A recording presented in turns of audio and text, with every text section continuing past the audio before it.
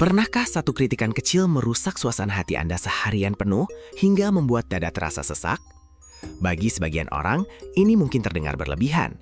Namun, bagi individu dengan gangguan pemusatan perhatian dan hiperaktivitas, atau yang lebih dikenal dengan ADHD, badai emosi seperti ini adalah pertarungan sunyi setiap hari. Berdasarkan penjelasan medis, masyarakat awam seringkali hanya melihat puncak gunung es dari ADHD, yaitu sekedar masalah kehilangan fokus atau kesulitan duduk tenang.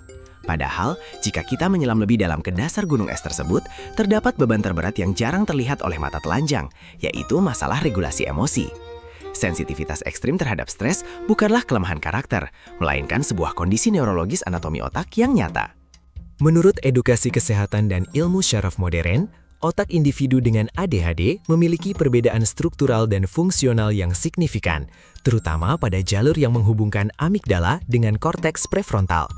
Amigdala adalah pusat alarm anatomi otak yang merespons emosi dan ancaman, sedangkan korteks prefrontal berfungsi sebagai rem yang logis dan rasional. Pada otak neurotipikal, saat amigdala bereaksi berlebihan, korteks prefrontal akan segera mengirimkan sinyal penenang. Namun, penjelasan medis menunjukkan bahwa dalam kasus ADHD, sambungan neurologis ini seringkali tertunda atau tidak sekuat yang seharusnya.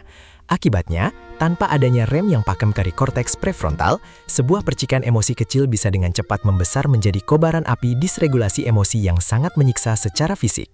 Penjelasan medis sebab akibat yang sangat penting untuk dipahami dalam konteks emosi ADHD adalah fenomena rejection sensitive dysphoria.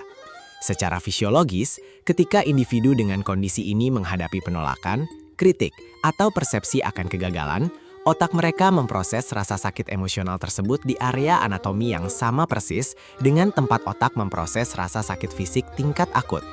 Oleh karena itu, bagi mereka, sebuah komentar negatif akan terasa seperti pukulan fisik yang mengaktifkan respons stres tingkat tinggi secara instan.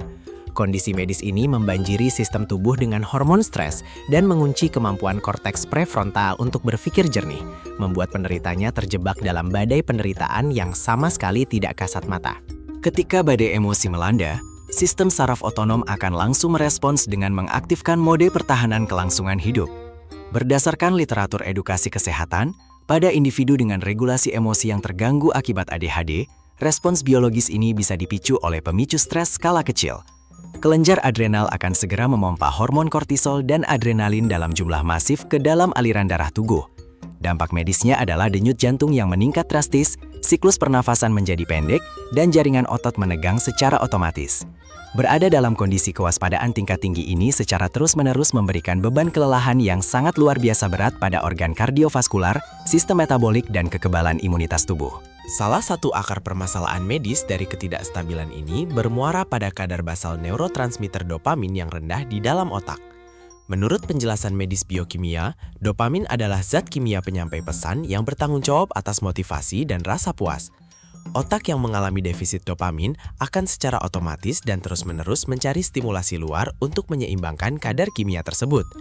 Ironisnya, emosi negatif yang sangat intens justru memicu lonjakan stimulasi darurat di otak. Secara biologis, otak tanpa sadar menggunakan gejolak emosi kemarahan atau kecemasan sebagai mekanisme instan untuk mendapatkan suntikan energi.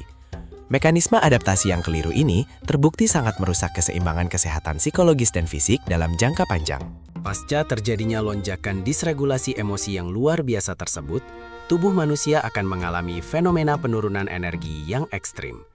Berdasarkan ilmu kedokteran psikosomatis, energi dalam jumlah masif yang dipaksa terbakar selama fase badai emosi akan meninggalkan dampak kerusakan sementara yang nyata pada anatomi fisik.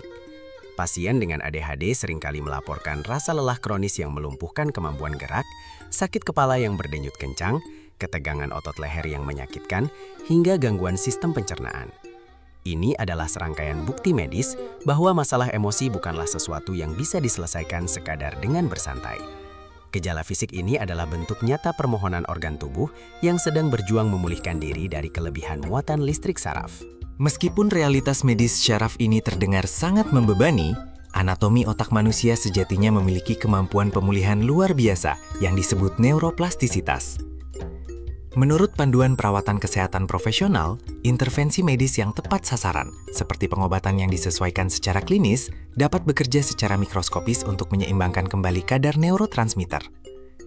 Intervensi farmakologis ini bertindak layaknya kacamata korektif bagi otak, membantu korteks prefrontal untuk menganalisis masalah secara rasional dan mengaktifkan kembali rem emosional.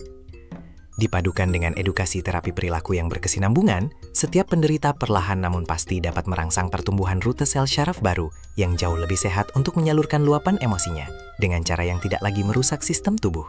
Badai emosi Anda bukanlah sebuah kutukan atau kesalahan moral, melainkan alarm neurologis yang nyata. Di luar terapi medis, kunci kesembuhan ada di tangan Anda sendiri. Tidur yang memulihkan otak, dan fisik yang terus bergerak untuk menstabilkan jiwa. Berhentilah menyalahkan diri sendiri. Ketika Anda paham sains di baliknya, badai ini bisa dijinakkan, diprediksi, dan sepenuhnya Anda kendalikan. Berapa lama lagi Anda akan membiarkan rasa bersalah menghancurkan diri Anda, padahal tubuh Anda hanya sedang memohon untuk disembuhkan?